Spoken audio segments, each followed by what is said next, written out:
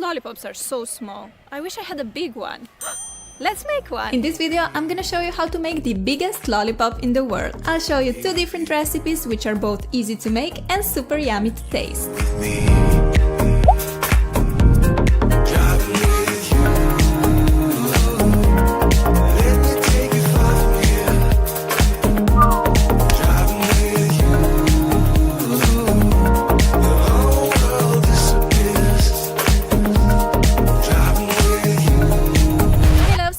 Exciting video to share with you. I'm gonna show you how to make a giant lollipop. I had so much fun making it. It turned out amazing. Plus, it tastes exactly like a store-bought lollipop, which is pretty awesome. I'm gonna show you 2 different recipes, both very easy and super yummy. So I hope you're in the mood for something sweet because we're gonna get started. This is also a massive collab with Glitter Forever 17, Glamour Life Fox, Alejandro Valdez, Timmy Tomato, Chelsea Crockett, So Craftastic, Jillian Bauer, and Clarissa May. We're all making giant/edible DIYs. All videos will be linked in the description bar, but first, here's how you can make a giant lollipop. Making a lollipop from scratch is super easy and you probably already have all the ingredients at home.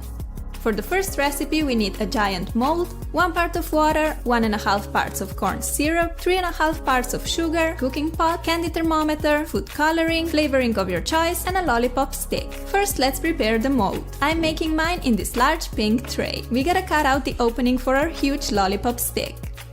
Take a cooking pan, mine has to be pretty huge. I'm using about 7.5 cups of sugar, 3 cups of corn syrup, and 2 cups of water. If you're making smaller lollipops, you will of course need much less of these ingredients. Place the pan with your sugar, water, and corn syrup mixture on the stove and start cooking at a medium heat. Be sure to stir it constantly so that it doesn't burn. When the mixture starts boiling, it's time to add the color to your lollipop. I am using yellow. The lollipop has a nice caramel-ish taste by default, but you can add flavor of your choice as well. Dip a candy thermometer into your mixture and wait until the mix reaches the temperature of 300 Fahrenheit or 150 degrees Celsius. Your mixture has to reach this temperature if you want your lollipop to set hard. Now we can take our pan off the heat and pour our melted lollipop into the mold to set. As you can see, I covered my mold with parchment paper to assure that the lollipop won't stick to the tray. Be very careful as the mixture is super hot and you might need to ask an adult to help you. Look at these awesome bubbles our lollipop is making. Whoa, so cool! Leave your lollipop to cool down completely.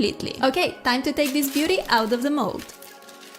Remove the parchment paper and look at this masterpiece. I decided to take my lollipop to the next level and add a pair of eyes and mouth to it. So let's quickly make a blue lollipop mixture to pour in. In the bowl, I'm putting 3.5 parts of sugar, 1.5 parts of corn syrup, and 1 part of water. Bring that to a boil while constantly stirring. I added a bit of blue food coloring. Keep stirring until the mixture reaches the hard crack stage at 300 degrees Fahrenheit. Now we can pour the blue lollipop mix into the eye and mouth molds. I made these little molds from cardboard and parchment paper. I think giving a face to our lollipop made it so much more special. Once this is completely set, you can remove the molds and look at this perfection. I mean, come on, isn't it crazy beautiful? I'm so pleased with how the lollipop turned out. And honestly, I was pretty surprised to find out that it tastes exactly like store-bought lollipops. You can of course make yours using any color you like. I chose yellow for mine because I wanted it to look like emoji. I had so much fun with this DIY and I couldn't be happier with the result. Me and Mr. Lollipop, we've really bonded. Yeah, we are BFFs, as you can tell. If you want to make small and a bit more practical lollipops, you can just pour the mixture on a parchment paper. These lollies set very quickly because they are thin and small. The ingredients are so affordable and just think how many lollipops you can make using 1 cup of sugar. A lot of lollipops. You can make them using different colors and they taste amazing. Alternatively, you can just pour the mixture on a tray like I'm doing here. You get this large sweet piece which you can then crush into little hard candy pieces. Yummy and inexpensive treat.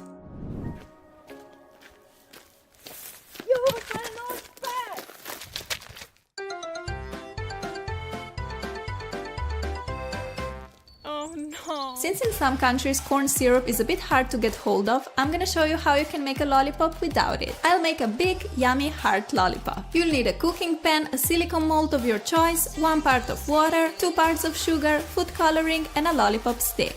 Yeah, only 3 ingredients. How cool is that? Let's prepare our mold first. Using a knife, make a cross cut in the mold edge like this. Take any kind of stick, I just decided to use wooden cooking spoon and put it through the opening. Grab some oil or non-stick cooking spray and spray a few times into the mold to make sure your lollipop won't stick. Now let's put together our 3-ingredient lollipop. Put 2 parts of sugar and 1 part of water into a cooking pan. Just make sure that the amount of sugar is double the amount of water. Give it a quick stir and put the pan over the stove. Cook on low to medium heat while constantly stirring. When the mixture starts boiling, you can put in a bit of food coloring. This time I went for the beautiful teal color. Keep boiling and stirring until the melted sugar reaches 300 degrees Fahrenheit. Time for the fun part. We can now pour our lolly mixture into the mold and wait for it to cool completely. I think it's so fascinating to watch the mixture cooling down. These bubbles are completely mesmerizing. Once your lollipop is set, you can take it out of the mold and you're finished. How flippin' adorable! And to think that we only needed water, sugar and food coloring to make this? Crazy! Making my own lollipops was seriously so much fun. When I first started thinking of making a giant lollipop, I thought it would be so tricky and complicated. It's the same in life. Going into the unknown to try new things may be scary and intimidating. But sometimes you just have to jump and have faith that great things will happen. Don't think about everything that could go wrong. Focus on the positive instead and fight the obstacles when they arrive. Gosh, these are some pretty deep thoughts for a lollipop tutorial. Hope you like this giant lollipop tutorial. Give it some love for more DIY videos and tell me in the comments which lollipop flavor is your favorite.